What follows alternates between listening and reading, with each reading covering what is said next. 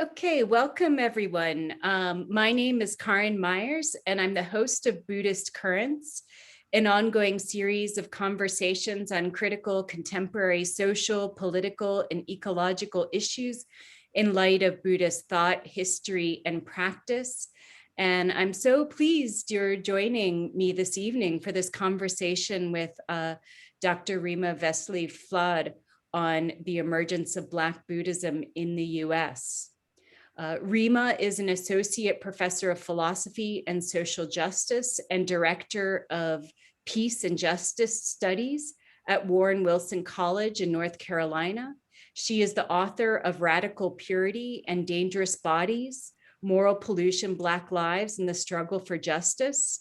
And she's the author of a forthcoming book, Black Buddhists and the Black Radical Tradition, the Practice of Stillness in the Movement for Liberation, which is due out later this year from NYU Press, or at least we hope it's due out later this year. So I first became aware of Rima's work by way of her contribution to the Buddhism and Whiteness anthology that some of you academics in the audience will know, edited by George Yancey and Emily McRae, and then through a really great interview with the Circled Square podcast last December. And I'm so grateful that despite all of her busyness finishing up the book in the semester, that she's willing and able to join us this evening. Before turning things over to Rima, I'll just give a little outline of the structure for this evening and make a few announcements about upcoming events. In terms of events, namely, I wanted to mention a series of conversations on abuse, sex, and the Sangha that is organized by my colleagues Anne Glagg and Amy Langenberg. And Tilak, who is helping out with tech this evening, will put a link to that series of conversations in the chat if you're interested. There's three more upcoming conversations in that series. I'm also sharing, or Tilak will also share a link to an upcoming course that Rima is teaching at the Berry Center for Buddhist Studies on the Dharma of James Baldwin and Audre Lorde, which will be interesting to many of you in the audience today. And then I'm also having Tilak share a link to, if you'd like to make a donation to thank Rima for her generosity in being here this morning. And if you already made a donation on Eventbrite, then those would go to Rima as well. And actually, I don't see them in the chat, these links, Tilak, so I'm not sure. Oh, now I see them, sorry. Okay, great. Okay, so the structure for this evening is Rima will give a presentation for 30 minutes or so, and then we'll open it up to the Q&A to have plenty of time for discussion. This talk is being recorded this evening, as I mentioned, so if you prefer not to have your camera on, but would like to submit a question, you can do that via we're going to use this method. It's called Slido, and it's a separate but very, very simple web platform. And I think I'll just put it in the chat here. And basically what you can do is you can type your question, and you could type it anonymously, or you can put your name. And if you put your name, then we can call on you and you can ask your question directly. But you can also vote on other people's. People have similar questions, so you can vote on other people's questions if it was similar to your own. And I'll sort of moderate the questions that way. So we're not gonna, it's hard to pay attention to the chat. So neither Rima nor myself will be paying close attention to what's happening in the chat, but you can submit your questions over on this platform called Slido, and I just put the link in there. Okay. Great, so that's all I have, and so I'd like to turn things over to you, Rima. Welcome, and I'm gonna get you centered there. Thank you. Well, to begin, hello, everyone. I can just say a little bit about my background and the origins of the research project from which all of this information that I'll soon present, on which it's based, and the kind of founding questions, if you will. So as Karin mentioned, I am a professor of philosophy. Really what I teach is critical theory and social justice in a small liberal arts context. And my first book dealt with the penal system in the United States, of which, of course, we are all attuned to with recent protest movements and the kind of attention that mass protests have garnered in the last year, give or take, in particular with the murder of George Floyd and so many others. And coming out of that first research project, I was asking questions about the role of the church. And it was pretty clear with vanguard activists in Ferguson, Missouri, that the church was really not front and center in the way it was during the civil rights movement. And I was curious about whether Buddhism as a religious tradition might be able to fill a void. It was just a question. I didn't have any data, except that something that was starting to be talked about around the edges of some of these vanguard activist groups was a phrase called healing justice. And the approach of healing justice is really to talk about intergenerational trauma and self-care and community well-being, personal well-being, even in frontlines activism.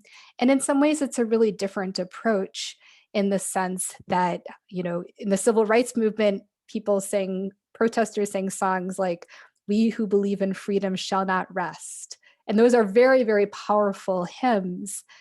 And this vanguard activist group, or series of groups, was saying, we need to rest or we will burn out and we don't have capacity to really heal the trauma enacted on our families and within our communities. And so there's a radically different approach. And my query then about Buddhism, and I had at that point been a practitioner for over 10 years, first in an American Zen tradition and then in the Insight tradition, was whether Buddhism and particularly Dharma, the teachings of the Buddha, could meet the needs of these vanguard activists.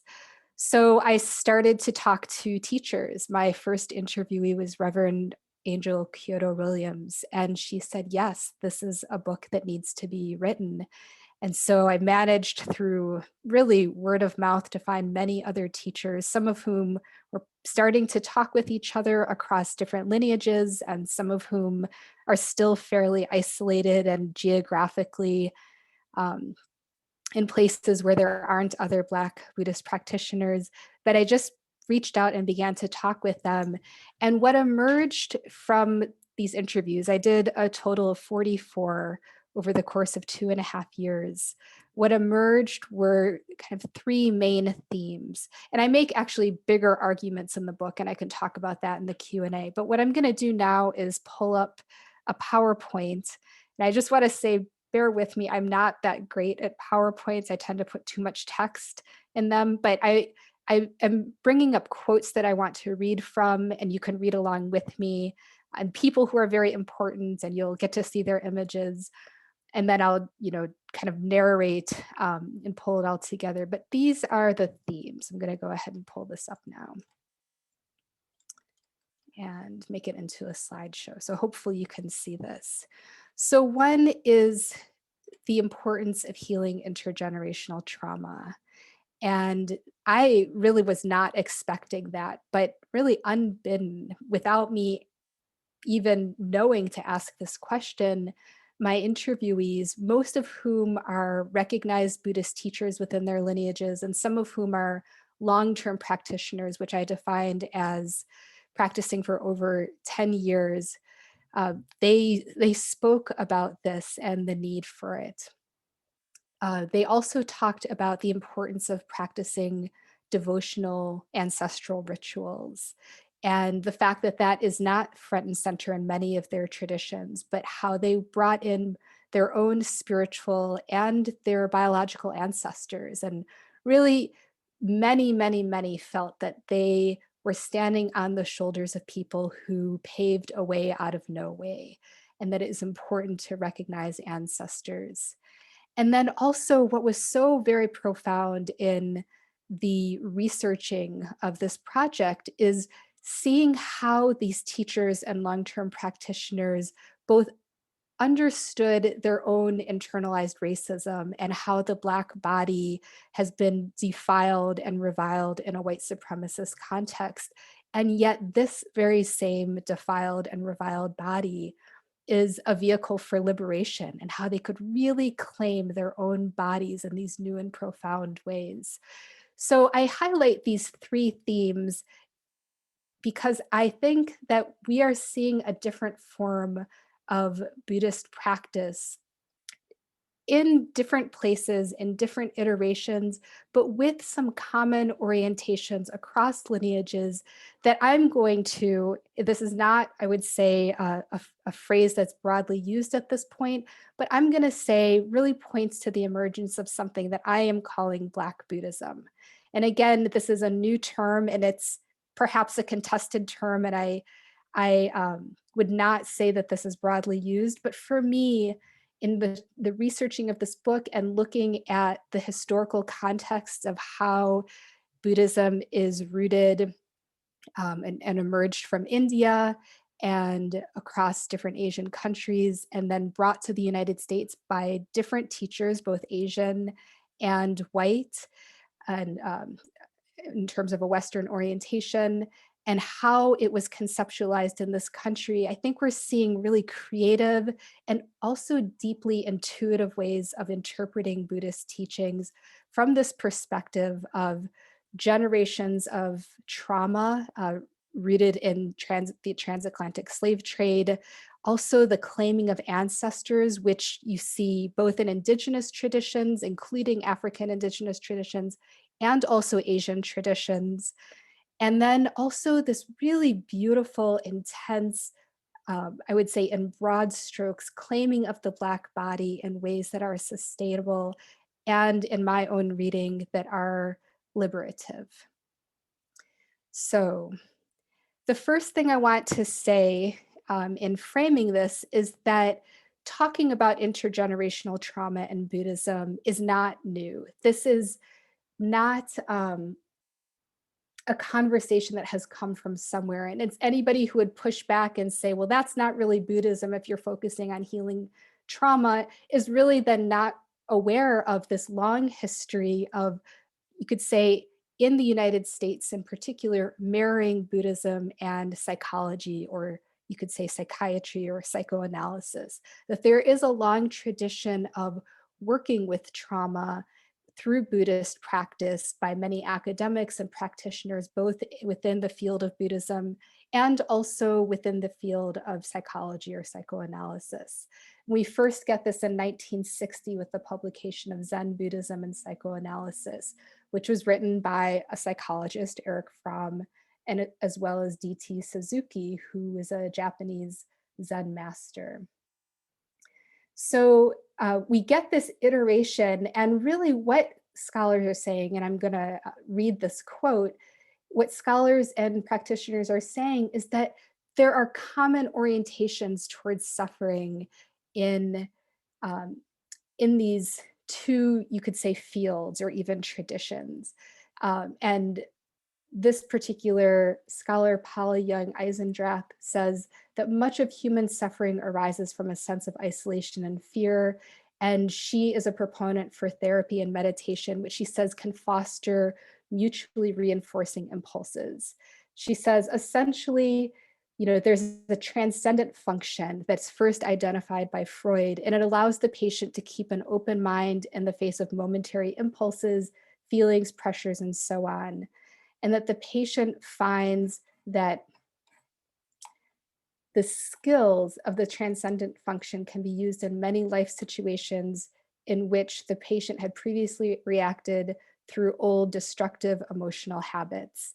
And if you yourself are a practitioner, you likely know that so much of what is learned in practice is to be able to stop from reacting to identify the impulse but not act on the impulse, to cultivate ways of being so that you're not constantly moving in what we might call sankara, these kind of uh, mental formations that often can be destructive. So this scholar is saying, within Freud's analysis, there are ways of also understanding Buddhist teachings or Dharma teachings. Another scholar named Jeffrey Rubin, who wrote a book called Psychotherapy in Buddhism Towards an Integration, describes how each approach alleviates suffering and says that both of these traditions, psychoanalysis and Buddhism, are deeply concerned with the problem of human suffering, and that Freud focused on psychoanalysis as a means to eliminate misery. And similarly, the task of Buddhism is to achieve enlightenment, which is said to eradicate suffering. And each of these traditions has its own theories and methodologies, but they are fundamentally focused on the same things. So I point to these scholars within this, you could say, subfield of Buddhism and psychology. And then what I hear so many of the Black Buddhist teachers and long-term practitioners whom I interviewed saying is that actually this can be expanded, challenged on the one hand because it's focusing on individual suffering, but expanded to say actually there's intergenerational suffering. There's collective historical suffering that has been enacted on whole groups of people the world over. And many are indebted to a writer named Joy DeGroy, who wrote a book called Post-Traumatic Slave Syndrome. And what she says is that trauma is an injury caused by the outside, by a violent force, event, or experience. And we can experience this injury physically, emotionally, psychologically, and or spiritually. She says traumatic experience can result in distorted attitudes, dysfunctional behaviors, unwanted consequences. These patterns are magnified exponentially when a person continues to experience severe trauma. And she says, and many scholars say this, trauma can happen by, say, a hurricane or a natural disaster, but these traumas are much worse when they are caused by human beings. So this is a picture of her, and she's still alive and speaking and working. So I'm not going to read this whole thing, but I do want to point out some of what she talks about in this book, which is the sheer context that Black Americans experienced historically and continue to experience today. She says 180 years of the Middle Passage, 300 years of slavery, rape, and abuse, a kind of quasi-freedom that was absolutely impacted by enduring poverty, Black codes, convict leasing, Jim Crow. This led to lynchings, medical experimentation, housing redlining, disenfranchisement, grossly unequal treatment in every aspect of our society, constant brutality. I think this phrase is so important, being undesirable strangers in the only land that we know. She says, since the first of our ancestors were brought to this land hundreds of years ago against their will, we as Black people have barely had a chance to catch our collective breath. That we are here at all can be seen as a testament to our willpower, spiritual strength, and resilience. And yet, these hundreds of years, more than 385 years, have taken their toll. They have left their mark physically, spiritually, psychologically. There is tremendous trauma that has been enacted. So really what my interviewees, what I would say my community of Black Buddhist teachers and practitioners are saying is that there is a precedent, there is a foundation in Western Buddhism of addressing trauma with the practice of the Dharma, in the practice of Buddhism, and it has to be expanded to incorporate and to recognize intergenerational trauma. And a writer, Tema Bryant Davis, says that experiences of racism, discrimination, bias, and hate crimes are traumatic in and of themselves. And so She and others, are also positing that meditation practices, which include sitting, bowing, chanting, that these practices elevate spirituality and they healed a damaged psyche. And these practices are deeply rooted in Dharma teachings, that they can be used as a path to healing intergenerational trauma. So I am including a picture of Brashia Wade, who I encountered in the Black and Buddhist Summit. Maybe some of you also attended that. And she wrote this, or she said, I should say, I had this transcribed on the panel she was on. She says and elaborates her book, Grieving While Black, which was just published, about losses that Black people have faced. And she talks about how this is tied to a teaching of impermanence, which is so central in Dharma teachings, and how there's this constant sense of loss. It could be the loss of a job opportunity. It could be the loss of our name historically. It could be the lack of safety walking down the street in a Black body. It could simply be the feeling of not connecting to a community, even when we're walking through our own neighborhood, when we feel other and out of place. And I think that caught my attention. This is on the side, but so central for my own well-being. It caught my attention because I feel that constantly in the place I live, other and out of place. How that loss or that sense of dislocation is actually an experience of trauma.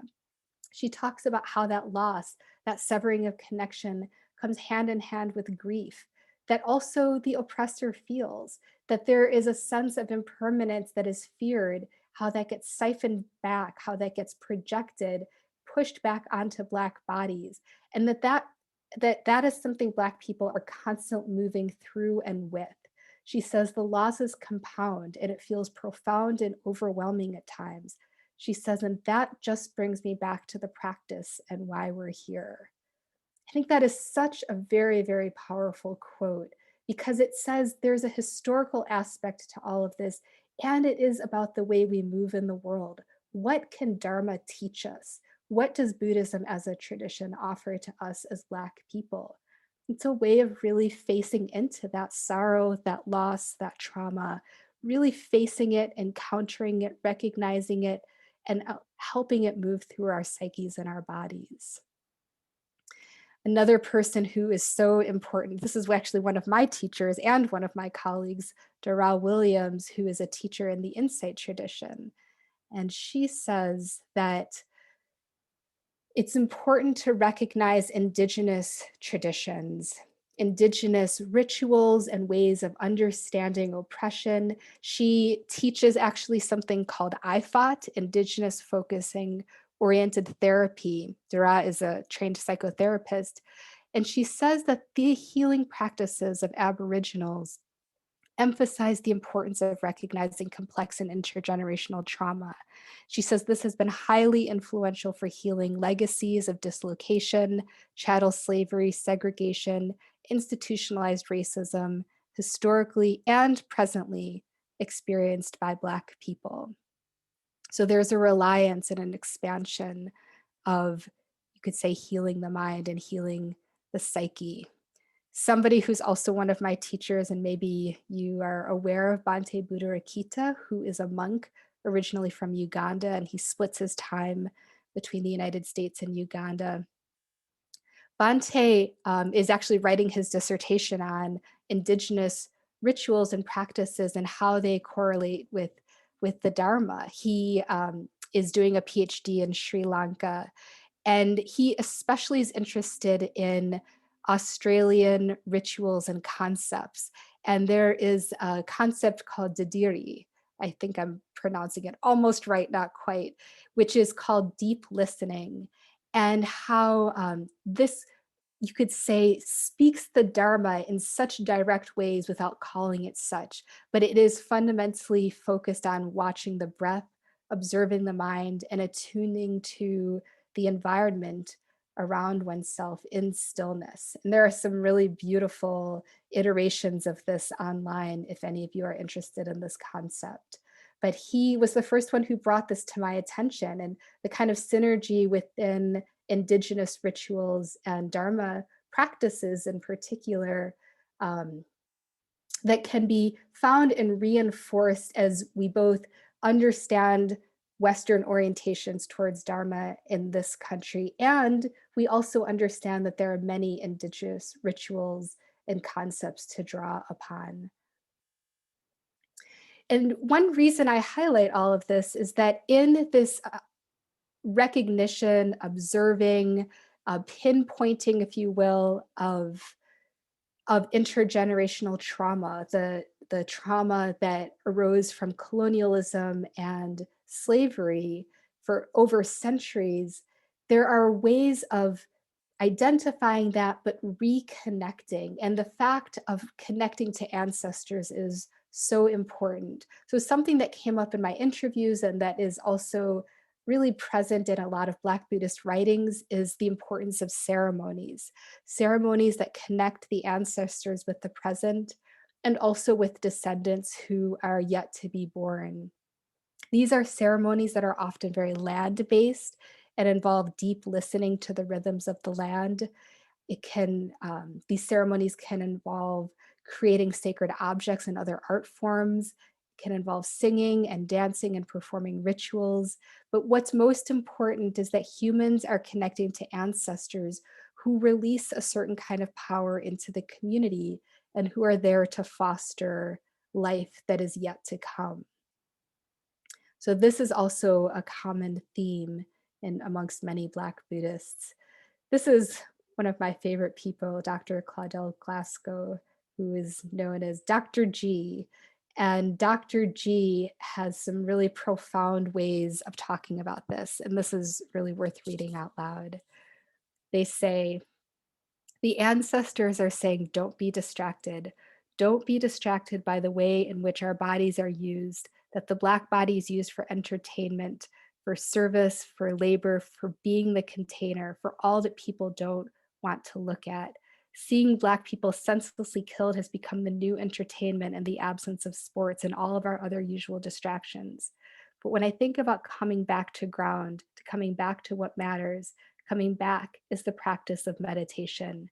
It's the practice of coming back to who we are at our roots. We are far more, Black people are far more than the bodies and the labels and the attributes that have been given to us, often by other people. We are the very soil that produces the fruits of this earth. We need to resource ourselves back to our fundamental goodness that is beyond society. Can't read this. Oh, that is beyond in some ways, even more than I can imagine. I really think that is just such a profound way of understanding what Dharma practice is for so many Black people. We are the very soil that produces the fruits of this earth, and to really claim what is internal, to really privilege our interior lives and our fundamental goodness, and to strip away the labels, the constructed identities and identifications, and to come back to this fundamental way of being and knowing. One of the reasons Dr. G is so profound in my understanding and work with them is that they have this profound way of channeling the voices of ancestors. And one of the things that Dr. G talks about is the fact that connecting to ancestors in devotional rituals is really knowing that we are not alone in our way of being, in this endeavor that is called life. They say, I am not alone in this conversation. On some level, my opening is allowing somebody else to help me out. And I think that's a beautiful way of saying that the ancestors can actually be present, even if they are not seen. They say, I know that they are there when I'm in practice and doing formal practice, something that has been memorized, that Dr. G is remembering these beings of other realms who have passed before and have had the ability to be able to see the truth of this existence. So fundamentally, Dr. G is saying it's important to uplift ancestral rituals, devotional rituals, in order to have guides, to really privilege that. Not so much solitary sitting in a meditation hall, although there is a place for that, and that is not to be dismissed, but really also connection, connection to those who have gone before, connection to those who have our well-being at heart. And another teacher who has been so important, especially in honoring ancestors and drawing upon actually the tradition of Thich Nhat Hanh, a Vietnamese Zen monk. I'm sure many, if not all of you know Thich Nhat Hanh's work, um, and socially engaged Buddhism, is Devin Berry, who is, although drawing upon the tradition of Thich Nhat Hanh, a teacher in the Insight tradition. And what Devin says is that in this tradition, in this ritual of touching the earth, there is an idea of connecting with blood spiritual ancestors, blood and spiritual ancestors. And so bringing in people who were Devin's family, historical people, and maybe people who are not explicitly related to him, but this way of bringing in spiritual and biological ancestors, people who were abolitionists and suffragists, people that Devin could claim like family, that in the touching the earth ritual by practiced and espoused by Thich Nhat Hanh, there is a way of connecting. So what I most want to highlight for you this evening is that there is then within this emerging Black Buddhism a drawing on of indigenous rituals, but also Asian ancestral practices that, you know, practitioner by practitioner is being incorporated, but expanded upon, now looking at people who, for example, fought against slavery or fought for the right to vote in this country.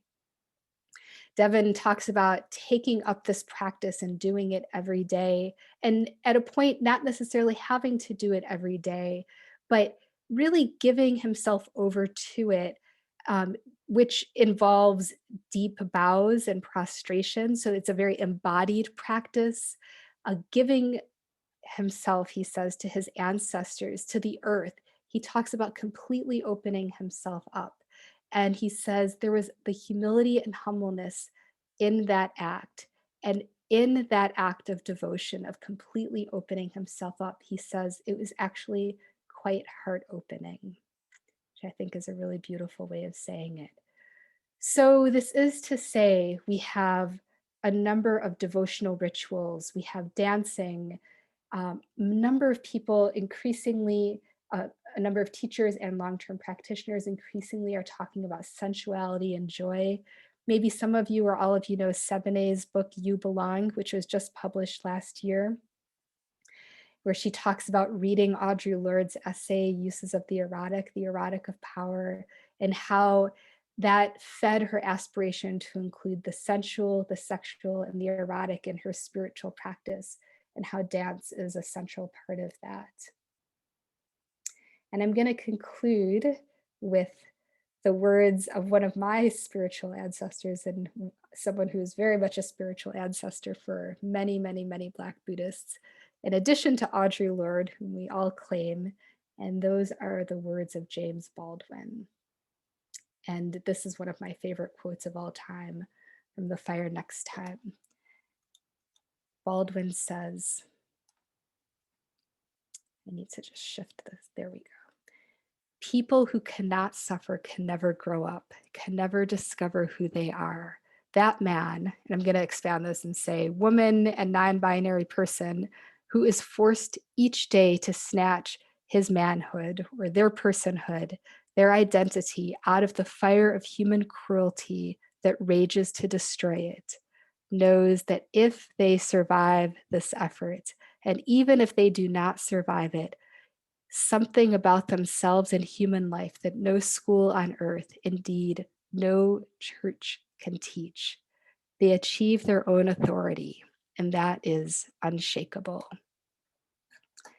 I'm going to stop the screen share now and just say that in this emergence of what I, and I think many others increasingly call Black Buddhism, is all of that is an orientation towards healing intergenerational trauma, is a commitment to honoring ancestors who are both biological and spiritual ancestors, and is this commitment to embodied joy, which includes eroticism, includes a claiming of sexuality, includes honoring the Black body as a vehicle for liberation and seeing joy as a kind of resistance, even a kind of transcendence of this suffering. And in this practice of being still and engaging in these practices and rituals is a kind of authority that is unshakable. And that is the reason to live into this tradition. So I'm going to stop there and we can open up for Q&A. We're at about 30 minutes. And we have some time to talk. We have about 50 minutes to talk. So please feel free to, I guess Karen has this very simple and not elaborate way of asking questions. Please feel free to ask questions or comments, and I'm happy to respond as I can. Yeah, so we have a couple questions on the on this other app. So I encourage you to enter your question. And I see somebody also raised their hand as well. Okay, so let me just start. So Tony, you'll be next, and then I'll read this question from that came in. And so do you see a connection between the conditions leading to the Black church and those leading to Black Buddhism, or between the content and forms of both? And so what kinds of analogies between the Black church and Black Buddhism are there? And I'll just add in differences. You'll just add what? I'll add, and I'd like to know differences too, if you've thought about that. Oh, yeah. Okay. Well, so one reason that's a really interesting question is that many, many Black Buddhists also go to church and think of themselves as Christian, that it's not a polarity, there are not oppositions between the two traditions, that many will actually find a kind of complementary approach. One thing that is actually so important is the cultivation of community and song and the sharing of food within churches, and the fact that in so many iterations of Western Buddhism, there really is not that cultivation of community and collective singing, collective dance even. So the sense of church and community and family is really still important for many Black Buddhists. And it's not in opposition to these teachings and practices per se, as much as there are different, I'm going to say this word very intentionally, different ways of being whole in these different contexts. So there are, of course, very different teachings, right? In the Christian church, there's a belief in Jesus as God embodied, who came to earth and was crucified and was resurrected. And there are many different gospel interpretations and different gospels that say contradictory and complicated things about the resurrection and belief systems and what have you. That, of course, contrasts with central teachings within Buddhism around impermanence and the five aggregates, you know, that we don't have a stable soul, that we are essentially impermanent beings.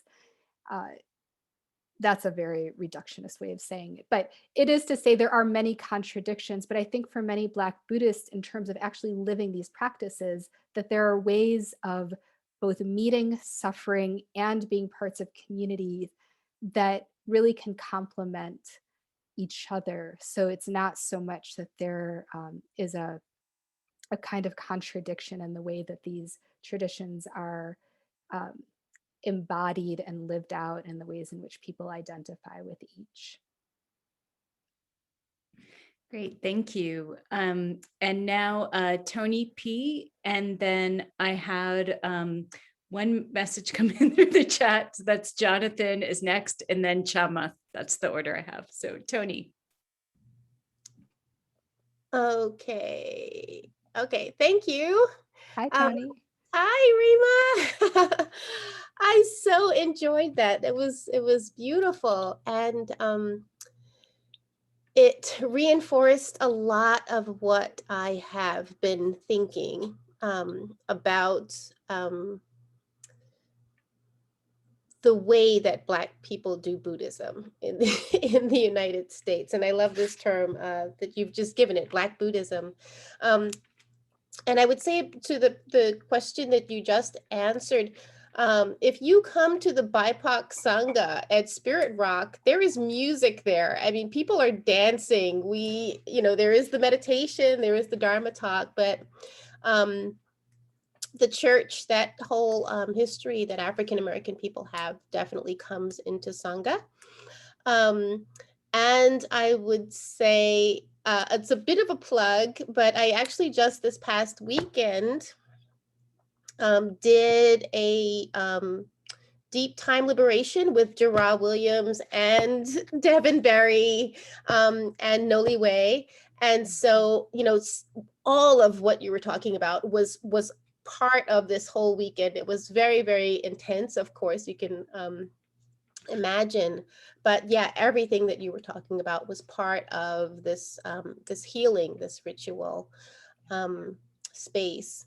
And I guess maybe you can talk a little bit about the course that you'll be teaching, because just in listening to so many of James Baldwin's speeches and reading his writings, I'm so sure he would have been a Buddhist if he were alive today, because I mean, he just had it down without, all of the rhetoric. This is what he was talking about. Yeah. So thank you. Yeah, no, you're so right. And I love that. And deep time liberation it's something I have actually written about both for Lion's Roar and for my book. There's a whole section devoted to, which is just such a profound retreat. And the teachers are so, so very amazing. So yeah, I'm actually about to join the board of that organization. I just had to get on the other side of the book, but I believe in it through and through. So, actually, one thing that I want to point to talking about Baldwin in response to your comment is this is not a hard and fast difference, but I think it does point to the synergy you're talking about and also explains maybe some of the migration explicitly from the church to Buddhist practice, and that is sexuality. And actually, I'm in the middle of a biography on Baldwin right now, and just how he both addressed in very straightforward ways the fact of being a Black bisexual man at the time that he lived, and the isolation and rejection he experienced within the civil rights movement, and his fierce commitment to living authentically, and the fact that so much of his way of working with his sexuality came through his writings, that it wasn't something he could announce or talk about publicly without fierce backlash. And I highlight that because I do think many Black Buddhists have come into Buddhism from the church because of experiencing homophobia. So it's not to say that they relinquish their Christian identities, the importance of the church and community, and if they can, they do try to maintain a presence in both spaces. They are fed in both spaces. And for many, there isn't actually the opportunity to stay in the church if they are in a tradition that rejects people who are labeled as quote unquote homosexuals. So I think it's important to see Baldwin and Audre Lorde as well as forerunners who espoused Dharma in maybe indirect ways without calling it such, but also people who lived into their own sexualities in ways that were not congruent with the church. And when Baldwin talks about, taking off the masks and stripping away the myths, coming down to the essentials, refusing to buy into the layers of hypocrisy or superficiality, of mediocrity. When he talks about that, part of what he's talking about is fully embracing his own identity and sexuality. And that is also what so many Black Buddhists seek to do in their own identities and persons, and can't always do in the church. So that is important to name. Yes, definitely. Ashe. Great. So Chamath is next.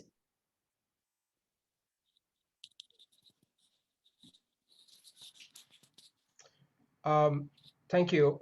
Thank you for this wonderful talk. It was beautiful and lucid. And thank you also for mentioning two of my favorite Black thinkers, James Baldwin and Audre Lorde. I'm from Sri Lanka. I'm Sinhala and a Buddhist, and I'm also a practitioner and a teacher for about 20 years. And my question, it intrigued me very much the way you presented it very delicately and beautifully without mentioning the word and the concept of culture. Because implicitly I seem to be hearing that there is a Black culture that these Black Buddhists, and I know some of them, and some of them are my students too, but that's beside the point maybe. Uh, but you didn't refer to culture explicitly. Do you think there is a Black culture? Some of my Black friends say yes, others say no. And it's an intriguing question for me. I do think there is a Black culture, and my work as a teacher, I'm saying this because not because I'm important, but this is where I'm coming from, so that you might relate to it more directly, is that, for example, in Sri Lanka, the Buddhist teachings and practices are situated in relation to that culture. They have become embodied and embedded in that culture, which is why historically, for the longest time, continuously it has been there, and it still is weakened maybe, but it's still there. Similarly, in Japan or China, and I think that indigenous cultures uh, and Black culture also, that Buddhist teachings can be situated in relation to those cultures, that it doesn't have to pass through or pass down through the dominating culture. So that's why I'm asking this question. And the reason why I think there is a Black culture, there could not have been jazz or the wonderful literature, including James Baldwin and Audre Lorde, without that being a culture. It's a difficult to define culture, but I don't want to talk too long. But I think you might get the gist of where I'm coming from. And so, why did you leave out the term culture? You're a philosopher. You might have good reasons. You're also Black. You might have deep insights. So, thank you. That was my question. I hope that made sense to you. Yes, it definitely did make sense. Well, so to be very frank, in putting together this PowerPoint, it wasn't intentional to leave it out, but I do want to recognize that I think there are many Black cultures, that there's not a singular Black culture, I would say a multiplicity, and that many Black Buddhist teachers and long-term practitioners are not only descendants of slaves, people who were enslaved in the United States, but are also descendants of immigrant families that came over to the United States, or perhaps they are first generation or recent immigrants themselves, which is not to say that there isn't an overriding context of white supremacy and oppression, but the ways in which their self-identity is understood and named within themselves may not necessarily have the same reference points or the same language or the same understanding. So,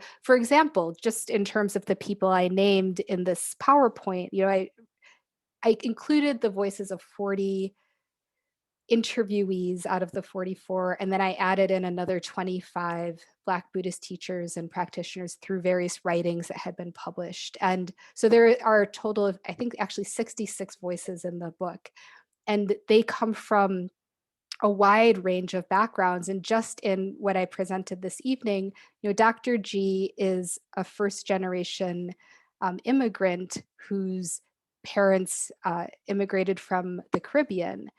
And Devin Barry, conversely, arose from a lineage and his ancestors were enslaved in the United States. And they have different ways of understanding their relation to Blackness in this country and also connections to their families. And I don't want to make a monolithic assumption that they are from the same culture simply by virtue of the very different experiences that immigrant families versus families whose ancestors were enslaved in the United States have experienced. And then that doesn't even take into account someone like Bhante Buddha Akita, who is from Uganda but lives in the United States and is very much a Black Buddhist, but also has very different reference points. So that's why I did not, it wasn't intentional to leave it out, but it's also not something that I take a lot of pains to explain or dissect as much as to try to identify common themes in their understandings and relationships to Dharma and to Buddhism as a tradition. So as a teacher, and you may know this from the differences your students bring, differences in experiences your students bring and how they meet Dharma teachings through their personal experiences, you may also hear that there are really different ways, even if there's this overarching context of white supremacy, that where we can identify common responses and reactions and common traumas amongst peoples whose ancestors have been enslaved, who have just undergone tremendous dislocation. I don't want to be simplistic in also saying there's a Black culture and it looks like X. Does that make sense? It does. Implicit in my question was that by Black, I mean what is also referred to as African American. I'm 60 years old. Many of my Black friends of my age and older prefer to be called Black. So, and identify as Black, and also because of Black Lives Matter, that's why I use the word Black. I was thinking of African American or from there. And I'm not suggesting that you impose that frame either. Over the 40 years that I've been in the United States, the term Black has come to embrace the immigrant Black, the African born and raised of African heritage, as also as Black. 40 years ago or before, that was not the case. Even people from the Caribbean used to prefer to identify with that culture. So these things change. So that's what I mean. For me, it's Black culture is something really precious because of my love of jazz and my love of my Black friends. And I think the dehumanizing of white supremacy is to erase that culture, because people were segregated. You know the story better than I do, that people speaking the same language were not allowed to be, were not enslaved in the same plantations, for instance. So that culture was destroyed. But I think I didn't discover this, others have, that there was a Black culture that emerged out of that, and that is heroic. That is a story that's important for all of humanity. Yes, I know. I think the Dhamma can be situated there and reside there and grow there as well, if not better than in the white supremacist culture. Frankly, this is the statement I'm trying to make, and it may sound political, and it is. So that's where I'm coming from. You and many others. I'm assuming you're familiar with the work of Larry Yang and the book he published, but in talking with him, he is, I think, a forerunner in making that point again and again, really asserting that it's amongst these communities that have suffered so dramatically at the hands of people, whether they participate or actively inflict white supremacist norms and violence, that it's the communities that are in constant reaction to that, that live out or have the capacity to live out the Dharma most directly. That is where Dharma can thrive. So I think you're right. There is an African American culture and lineage that can be pointed to, and I want to be careful, I think is maybe the best way of saying it, of recognizing that isn't every Black Buddhist's lineage or experience. And so, but it's absolutely to be recognized and not dismissed. Thank you. I just wanted to pop in for a moment because there's a follow-up question from the chat or the Q&A, and it's a very simple. Would you use Black Buddhism to refer to and focus primarily within the US, or would you include Black Buddhist experiences and practices outside of the US too? Well, what I can just say based on the knowledge I have is that I know a few practitioners in Canada and England who self-identify as Black Buddhists, and I can't authentically or accurately point to Black Buddhism anywhere else. I actually lived in Ghana for 9 months while I was writing, and there is a Soka Gakkai International chapter in Accra, which was very far from where I lived and I did not visit. But I could not, for example, say that I could incorporate with any knowledge those teachings or interpretations of Dharma simply because I don't know. So right now, when I use this term Black Buddhism, I am referring to the United States, but that's really because of what I know, and I want to be careful about the limitations of my knowledge. Great, thank you. And maybe I'll ask one more here from the chat, and then Douglas has their hand up. And so this question is, how are Buddhist teachings such as the Four Noble Truths, Noble Eightfold Path, Samsara, etc., integrated or not into the Black Buddhist experience? And I just wanted to tack on here too, something that will happen, a dynamic in Sanghas, you're well aware of this, but that when there's a wanting to respect and honor that Black embodiedness is different than white embodiedness, and wanting to have spaces or practices that respect that, it can be called, well, this is some kind of self. Why are you attached to identity? And so I'm just, maybe I'm adding too much to the question here, but it's one of the tensions that will come up sometimes. And I thought you had a beautiful way of addressing that in the talk, that there is that the embodiedness is part of the effort to dismantle these internalized oppressive identities. But yeah, let me just stop there and let you answer the question. So how are Buddhist teachings such as the Four Noble Truths, Noble Eightfold Path, etc., integrated or not into Black Buddhist experience? And then what, maybe I can add just what doctrines become problematic or get framed as problematic? Oh, so I'll try to address those somewhat separately and then come back if I haven't answered the second part of it, please, and just reiterate. So I have actually a whole chapter on teachings such as the Four Noble Truths, the Noble Eightfold Path, the Five Aggregates,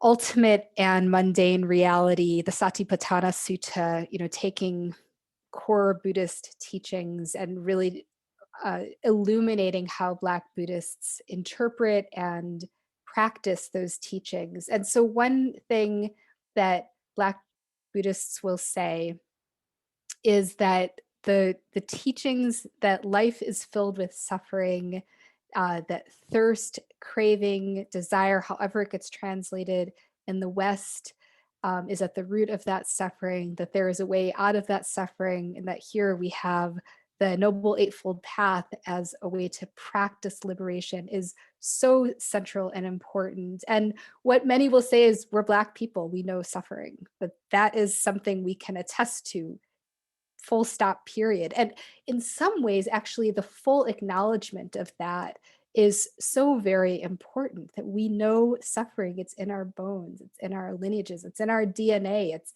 in the cells carried down from our mothers and our grandmothers, and we know that. So that gets taught on a regular basis, and that gets taught alongside other teachings such as dependent origination.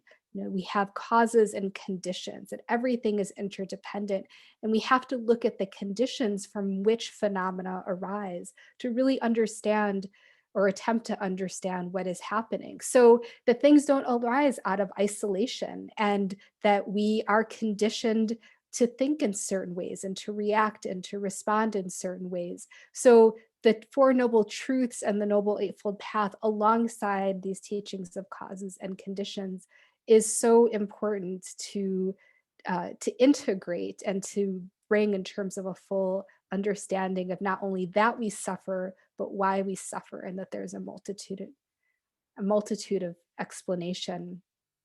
Another very important teaching is that we are in this world, mundane reality, or this phenomenal existence, and there are ways to practice so that we aren't only located in, this constant samsara, but there is actually the possibility of understanding, of broadening our perspectives, or another way of saying it perhaps is letting those perspectives drop with intense enough practice. And so many teachers, and for me, the most profound teacher to explain this is Lama Rod Owens.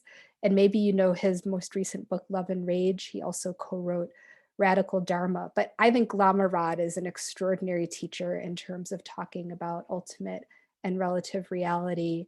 And what he will say is, you have to earn your experience of the ultimate by really embracing your experience of the relative. You have to fully live into this phenomenal existence and dive into it so fully that you actually can then earn that experience of ultimate reality. It's a really beautiful way of holding intention, also social justice movements alongside this quest to reach enlightenment. And what else can I say? The Satipatthana Sutta is so important for so many teachers in terms of understanding the body as a vehicle for liberation, starting with the body, working with the body, embracing the body. We don't in Buddhism focus only on, you could say, settling the mind, but we actually fully settle the mind by being able to fully inhabit and concentrate on our bodies. And so teachings and suttas such as the Satipatthana Sutta are really core for the ways in which Black Buddhists understand the body as a vehicle for liberation. And there are many more things I could say, the teachings on the 3 refuges and what that means, the teachings on the 3 poisons and how to understand the 3 defilements or 3 poisons in terms of understanding a context of white supremacy. There's so much there in terms of how the teachings are understood and dissected and illuminated to really bring the fullness of Black experience into perspective, but also offer this way of practicing liberation and very concrete moment-to-moment ways of being. Okay, yeah. Karen, I don't know if I answered your question though. Yeah, well, you did actually. Oh, I did. Okay. Well, you had some answers to this tension. I don't think it's a tension actually, but where I think this is a reactionary thing that will come from white Sangha, or dominantly white Sangha sometime, when there's an interest in exploring embodiedness and how it's affected by racial identity. And there'll be a kind of reaction. Well, that's self. Why are you grasping onto self? I would just point them to Zenju's book, The Way of Tenderness, right? Oh, Tony, I see you nodding your head. I just think she's so much better than I puts it out there why it is so important to embrace race, gender, and sexuality in very explicit terms. It's a beautiful book and very clear. Yeah, great, thank you. So Douglas is next. Hi, yeah, thanks for a great talk. And you probably answered this question already, and I haven't read Zenju's book that you mentioned, but I think it resonates a little bit with what Karen was getting at. The question of negotiating particularities with universalities of the Dharma.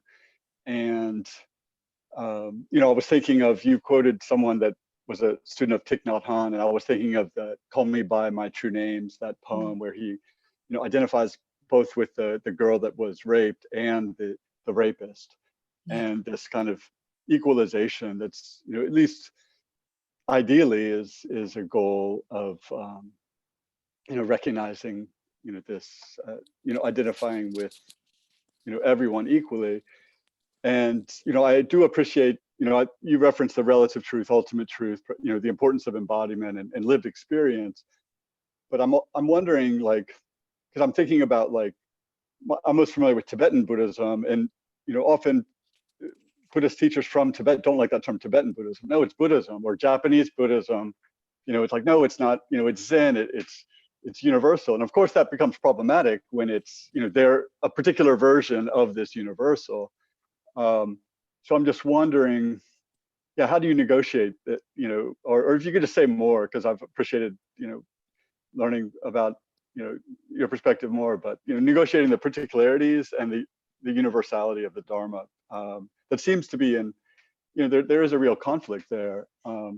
And anyway, any more thoughts on that? You might have answered already, but that was my question. So, well, I think that's an important question and an important challenge, and it's ongoing. It's not specific to one tradition or one Sangha, as Karin has noted. And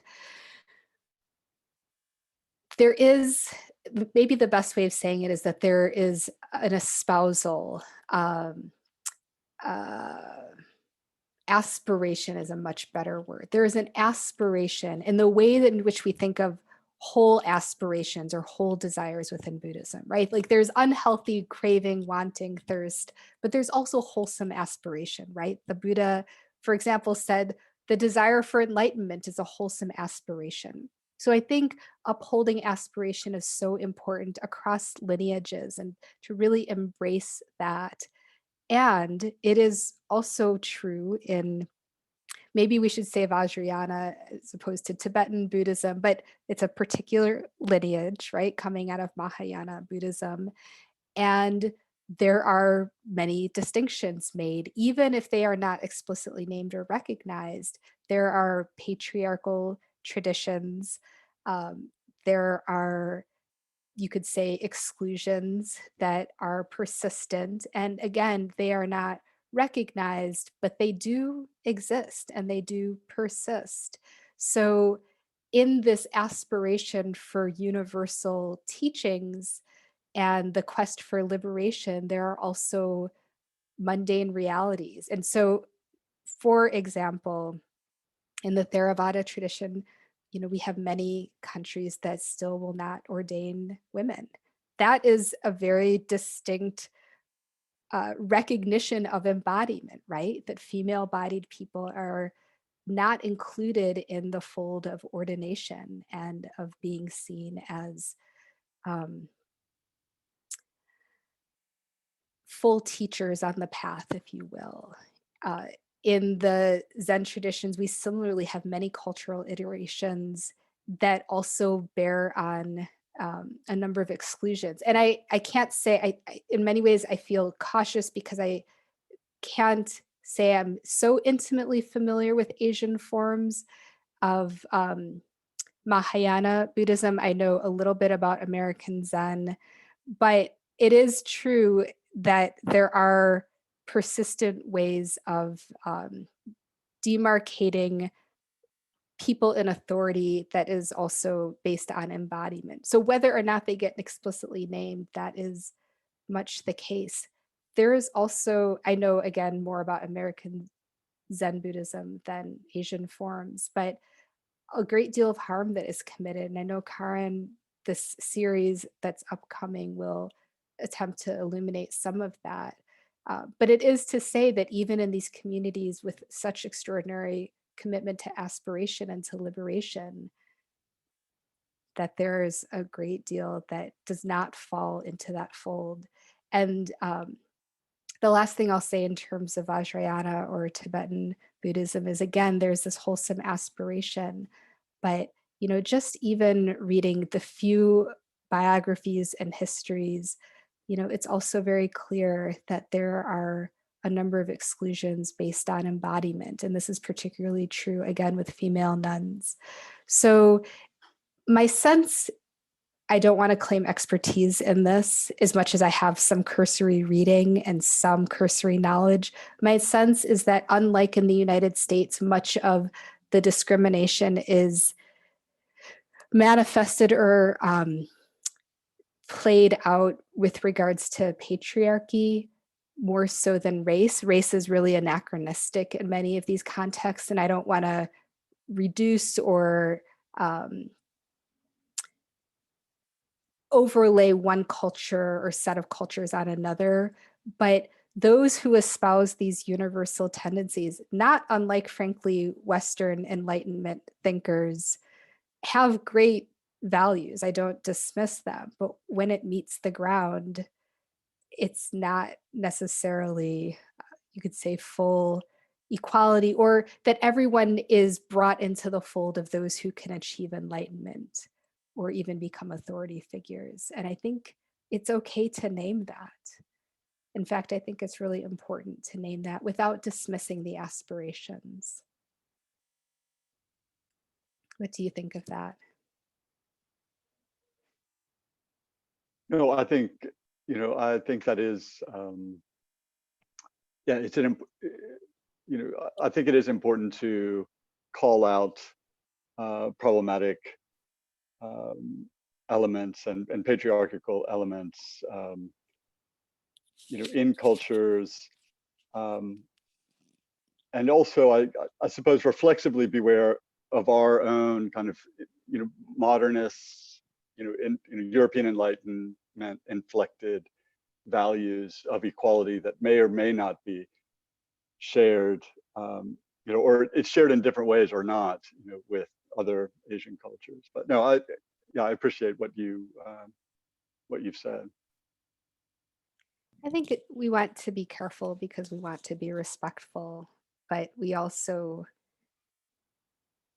have a lived reality. And frankly, if we even look to the history of the Buddha did not want to ordain women. He had to really be confronted with his own ideas of who was worthy of enlightenment and membership in the Sangha. And I feel like that's important to point out, that the Buddha himself, this enlightened being, still had to be confronted with his own limitations with regarding embodiment and social realities.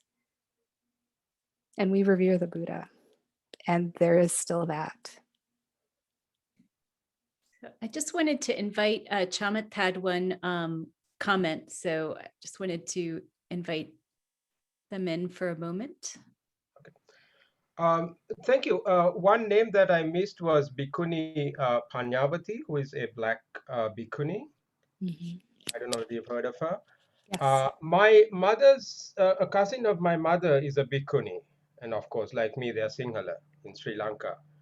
And so there are some challenges to the existence of, to resuscitating the Bhikkhuni order. This is something that I'm engaged in. So it's a complex question, and it's a challenging one, because the culture, part of the problem is the transformation of the culture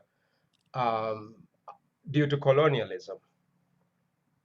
There was a Bhikkhuni order in Sri Lanka continuously since the not since the time of the Buddha, but maybe the 3rd century BC till about the 13th or the 14th century. Then for whatever reasons it died out. And so it's not correct to say the blanket statements like these cultures are against it. That's my point. So we don't need Western or Enlightenment ideas of equality to guide us to that path. It is the way that laws, the state that we have in Sri Lanka is a colonial state, and we are still trying to dismantle it. And we are still trying to dismantle, we are also trying to decolonize Buddhism. We may or may not succeed, but that's what's going on. We don't really need we don't need the West or Enlightenment to guide us in that. The second point is rather more serious. You said that the Buddha had to be confronted and that the Buddha was against bhikkhunis. I don't think that is correct at all. Because what happened was a more likely way of looking at it, because there was a whole process where the women had to plead with him, which is correct, which is I think what you're referring to. But that was more in the line of I think a more realistic appraisal that this was a culture where women at that time didn't have the freedom to live as they pleased and do as they pleased. So it was more of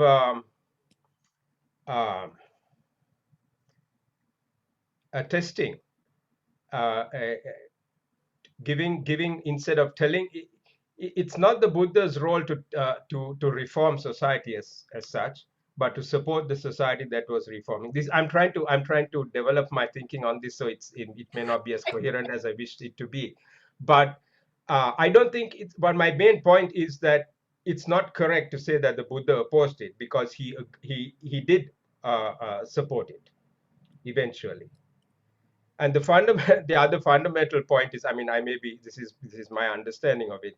You cannot say that the Buddha was revere the Buddha and seek refuge in the Buddha, and then say that the Buddha was wrong. I mean, that's just my observation. But my central point is that the Buddha did not oppose it. I think it was a question of were the conditions right, the social conditions and the cultural conditions, and how to change those perceptions. Because if there was a large number of women who were ready, which eventually that's what happened with Ananda's support and so on. There's a whole story behind this. So it's not a simple question of the Buddha being confronted and the Buddha being wrong. I'd like to just, because we're short on time and there's a few more people that want to ask questions. You're welcome to respond to that, Rima. Just to move So on. I think that that's an important point. And by that, maybe confronted, although, and this is simply how I was taught. So I'm elaborating the teachings of those who have taught.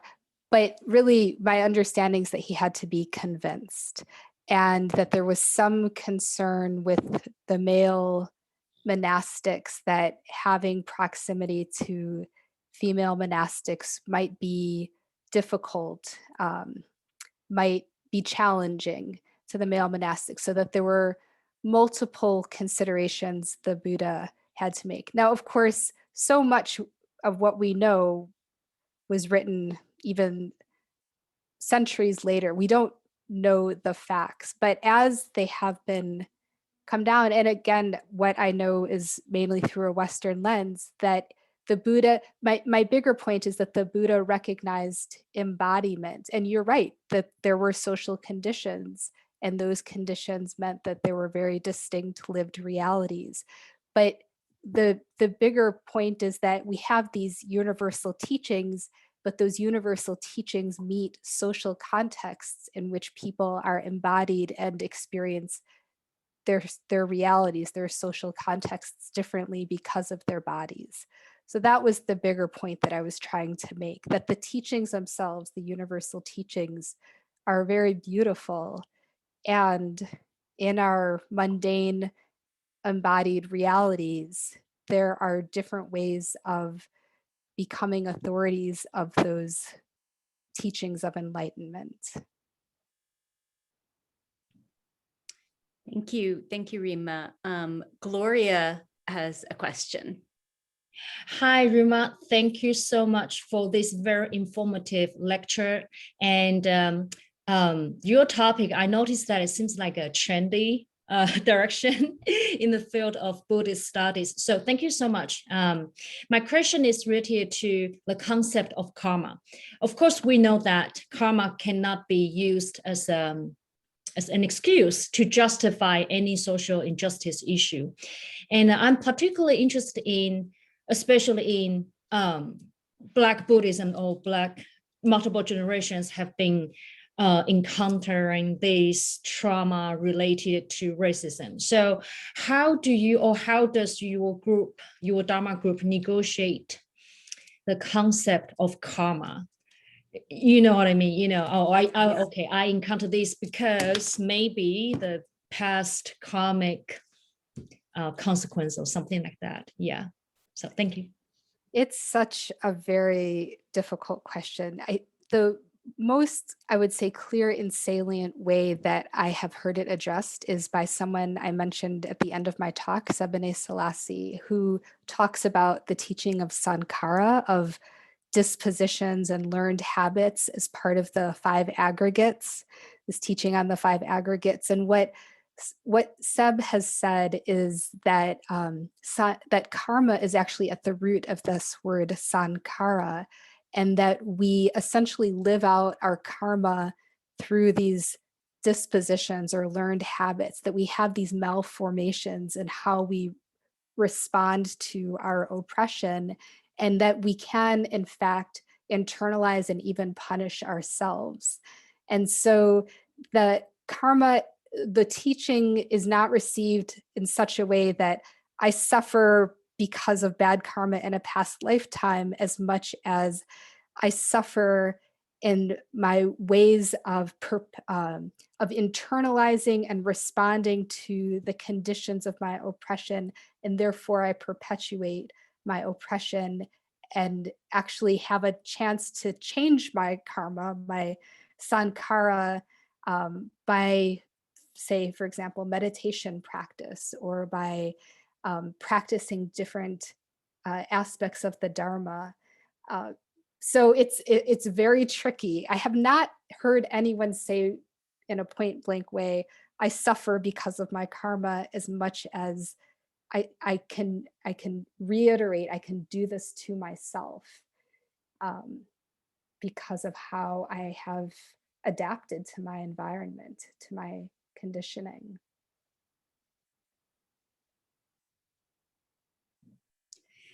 There's a question, Jonathan Young had a question way back. I see they've returned, so just asking them to. Oh, hi. Yeah, thank you. I tried texting it into the chat, but I think it would be better if I just offer it, I think. So thank you again for your talk. I really appreciated it. And one question I had was, when you were bringing up the theme of how many in the Black Buddhist movement are looking to indigeneity and indigenous traditions, I just thought it was interesting looking at like other possibilities. And I would like to know more about why that might be, or what your thoughts are on that, because I was thinking of like the civil rights movement in the 60s, how much of that's inspired by Black Christianity. And I'm also thinking of like other kind of convert movements, because I think most Black Buddhists are converts, right? Not really into like 2nd or 3rd generation, or not so much. So they might be looking for other cultures or other ways to bring their Buddhism to life. And you don't see what you see with, say, something like MBSR or a move to science or clinical psychology. You don't see like an embracing of Asian culture like you might have in, say, the 60s. So I'm just curious why, like what's happening now? Is it a different group, a different social group within the larger Black community that is building Black Buddhism? Or is it something else? Is there another subculture that's already there that's drifting towards Buddhism? Just interested to hear your thoughts on that. Oh, that's a good question. I'm not totally sure I can answer it and say this is true for many or all Black Buddhists. I don't have the sense that I can say why this and not that across the board, as much as I can point to certain themes. So one I mentioned a short while ago, which is that there's a disproportionate number of Black Buddhists who self-identify as queer. I think that is a distinct subculture amongst Black people broadly, and there is not an ability to live out queer identity in many other spaces, but is actually true within most, if not, at least I don't know of any traditions or sanghas that have explicitly rejected people who self-identify as queer in the way that we do see it within some denominations in the church. So I think that is worth pointing out. And part of why I point that out is that 62.5% of my interviewees self-identify as queer. It's a very large number, more than well over half. Again, this was through word of mouth, and I don't know that this is true across the board, but I think there is a sense of openness, at least perceived openness within Western sanghas. So that is something that stands out. What else can I say about a subculture? No, it's not as though it's completely divorced from, for example, mindfulness-based stress reduction, or even, as I started off the talk, within the subfield of Buddhism and psychology.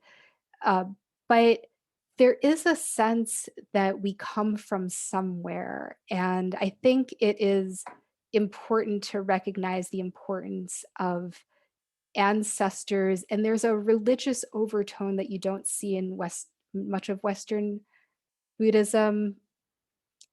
Again, it's not hard and fast, but I would say it's broadly true. And that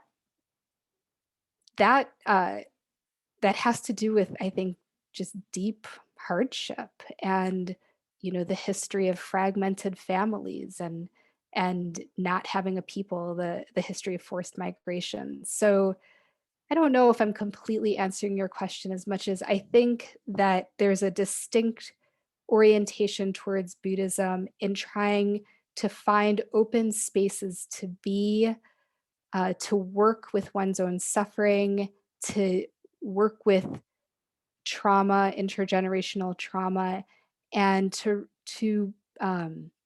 claim one's own identity in a way that there really perhaps are not spaces in other parts of Western society. Not totally sure I answered your question, as much as I'm really trying to get at the tenor of what many of my interviewees have said in terms of what Buddhism offers as a tradition that is not offered elsewhere. Did I get at your question?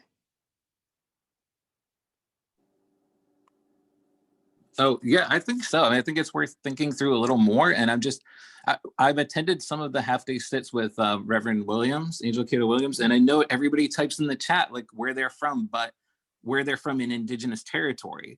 And I was like, that's really interesting. Like, why is that meaningful to them? There must be more behind this. And yeah, I mean, your talk has really got me thinking. So I'm happy just to hear what you're thinking on that too. Thank you. The last thing I'll say is I do think that there's a deep orientation towards claiming African ancestry, and within that orientation, an embrace of indigeneity, broadly speaking. But there's actually a lot more to say that's pretty nuanced. And I see Tony.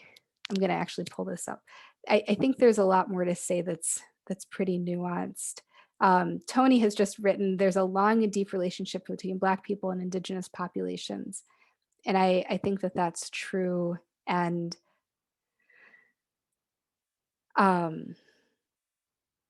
think that Black people in the United States have really complicated relationships to land. There, was a kind of forced aspect, forced labor, and it's different from indigenous populations, but I think there is a seeking to really honor land, a kind of reclamation of a practice of honoring land.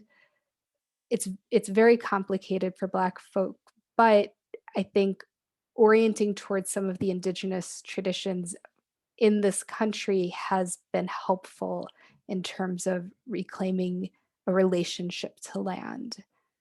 I also think there's a lot more I could say about that, but we're out of time, so I'll say to be continued. And I also think Lama Rod Owens is a really good reference to thinking more deeply about land, and he writes a lot about it in Love and Rage. So if you're interested in just thinking more and reading more about that, I think that's a great resource. I'd just like to thank you, Rima. It was such I really want to follow up on this land and indigeneity, and but we'll have to save it all for another day. And so everyone there in Zoom can give your so lots of hearts and claps if you can see the chat. And there was a bunch before too. So thank you so much. And thank you everyone for attending. And this was recorded. So we'll the link will be available to people who registered, and yeah, thank you. Thank you so much. Thank you. Rima. Thank you. Good night, everyone. Good night.